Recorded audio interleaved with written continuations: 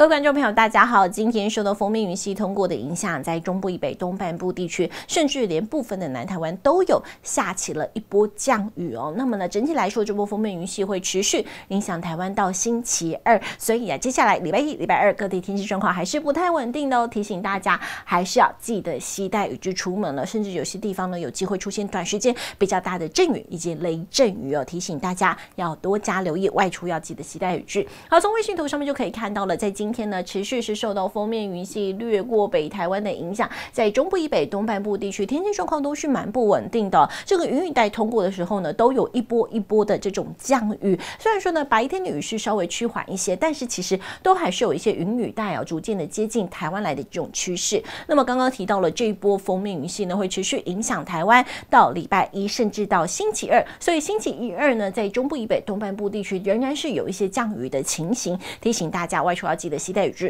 目前来看呢，真正要恢复比较稳定的天气形态，得等到礼拜三之后了。天气展望就逐渐的回到一个比较温暖而且稳定的这种好天气哦。好，所以呢，进一步来看一下，可以看到呢，在礼拜天就是受到了这个锋面云系掠过的影响，在中部以北、东半部地区都有一波降雨。那么接下来呢，陆陆续续都还是有一些云雨带移入的影响。刚刚提到了，真正要恢复比较稳定的天气，得等到礼拜三之后了。所以星期一、二呢，各地都还是有一些降雨的机会。可以看到，在星期一、星期二呢，主要在中部以北、东半部地区，甚至在南台湾，都还是有一些下雨的机会的。提醒大家外出都要记得携带雨具。礼拜三、礼拜四水汽会逐渐的减少，回到一个比较温暖、晴朗、稳定的这种天气形态。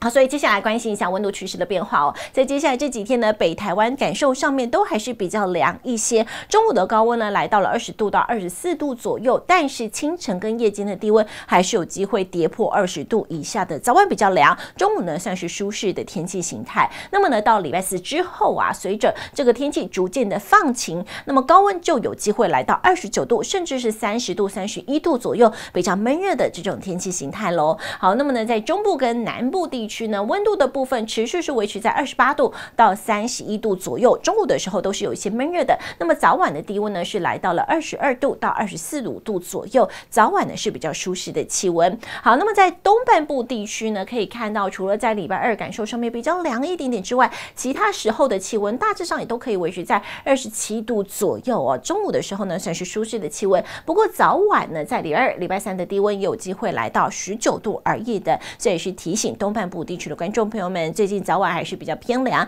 早出晚归还是要适时的添加衣物咯。好，来看一下今天晚上到明天清晨以及明天白天持续受到锋面云系通过的影响，在中部以北、嘉义以北地区以及东半部地区都有机会出现一些短阵阵雨，提醒这些地方的观众朋友们外出要记得携带雨具了。那么南台湾天气不错，那么高温呢其实也有机会来到30度以上，也提醒南部地区的观众朋友们外出要记得多补充水分。以上就是今天的播报，我们下次再见。